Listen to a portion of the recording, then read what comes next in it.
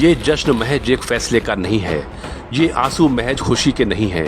ये जश्न और ये आंसू दोनों ही दरअसल उस साजिश की नाकामी पर हैं जिस पर एनआईए की स्पेशल कोर्ट ने मोहर लगाई है। महाराष्ट्र का मालेगांव ब्लास्ट तो सबके जहन में ही होगा, फिर तो जहन में ये भी होगा कि कैसे अफरा तफरी में तत्कालीन महाराष्ट्र सरकार ने साध्वी प्रज्ञा समेत 7 लोगों को इसका आरोपी बनाया था। लेकिन 17 सालों के इंतजार के बाद आखिरकार एनआईए स्पेशल कोर्ट ने साध्वी प्रज्ञा समेत 7 आरोपियों को बरी कर दिया है।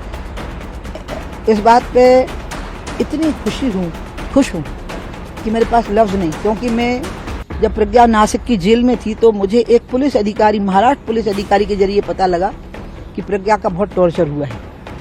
कोई प्रज्ञा से मिलने नहीं जाता था। तब मैं प्रज्ञा को मिलने गई हूँ नासिक की जेल में, और जब प्रज्ञा मिली तो मैं फूट फूट के रोई। और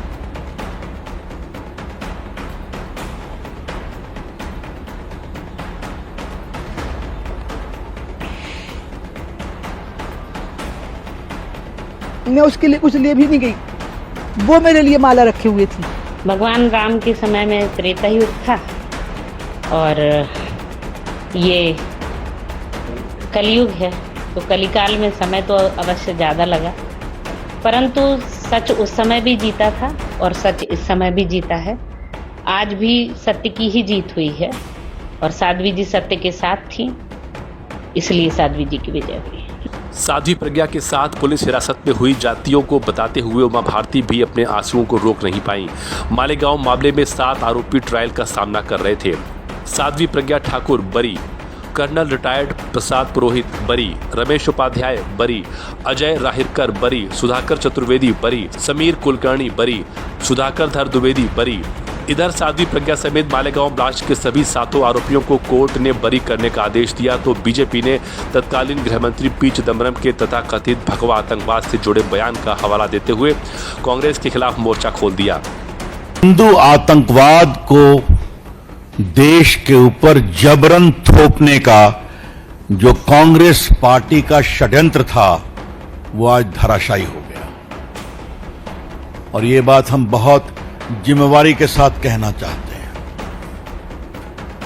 मालेगांव ब्लास्ट मामले में जो कोर्ट का फैसला आया है उस पूरे में स्पष्ट रूप से कहा गया है, जो बातें अभी तक आई हैं, किसी भी एक्यूज के खिलाफ कोई पर्याप्त सबूत नहीं है। प्रज्ञा ठाकुर एक बहुत अच्छी साध्वी, नेत्री, एमपी, उनको कहा गया था उनकी मोटरसाइकिल से बम लाया गया था। 10-12 दिन तक उनको इतना टॉर्चर किया गया कि उनका बाद में चलना भी मुश्किल होता था। आपने सब उनको देखा है। और बाकी कई सेना के पदाधिकारी, बाकी लोगों को फंसाया गया। तो चिदम्बरम महाशय सिर्फ पाकिस्तान को ही सर्टिफिकेट नहीं देते, चर्चा हुई है ना। और उन्होंने गृह मंत्री के रूप में जानबूझकर भगवा आतंकवाद का विषय उठाया और देश में एक नया षड्यंत्र का नैरेटिव चलाने की कोशिश की और सरकार के सारे तंत्रों का दुरुपयोग किया फंसाने के लिए। ये आज के वर्डिक्ट में साफ आया है। बीजेपी की ओर से हम मांग करते हैं सोनिया गांधी, राहुल गांधी देश से माफी मांगे। 29 सितंबर 2008 की वो तारीख जब महाराष्ट्र का मालेगांव रात 9:30 बजे धमाके की आवाज से दहल उठा था। धमाके में 6 लोगों ने अपनी जान गंवा दी थी, तो 100 से ज्यादा लोग घायल हो गए थे। मामले में इन 7 लोगों को मुख्य आरोपी बनाया गया, लेकिन 17 साल बाद आए फैसले में जज AK लाहटी ने कहा कि जांच एजेंसी इनमें से किसी पर आरोप साबित नहीं कर पाई। बकौल जज लाहौटी ये साबित नहीं हुआ कि बम मोटरसाइकिल में रखा था, ये भी साबित नहीं हुआ कि मोटरसाइकिल साध्वी प्रज्ञा के नाम थी, ये भी साबित नहीं हो सका कि कर्नल प्रसाद पुरोहित ने बम बनाया। कोर्ट ने कहा कि कर्नल पुरोहित द्वारा RDX लाने का कोई सबूत नहीं, पत्थरबाजी किसने की इसका कोई सबूत नहीं, मुझे 17 साल तक अपमानित किया, मेरा पूरा जीवन बर्बाद कर दिया। ये बयान है साध्वी प्रज्ञा का, जो मालेगांव ब्लास्ट केस में उनके बरी होने के बाद आया है। ऐसे में कांग्रेस सरकार की नीति और नीयत दोनों पर सवाल खड़े हो रहे हैं।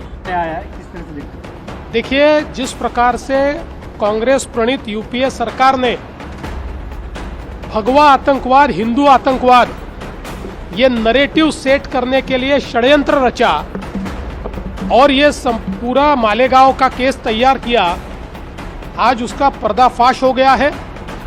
कोर्ट ने सबूतों के आधार पर ये कितना खोखला था, ये कैसा षड्यंत्र था, ये किस प्रकार से रचा गया था, ये सारी चीजें सामने लाई हुई है।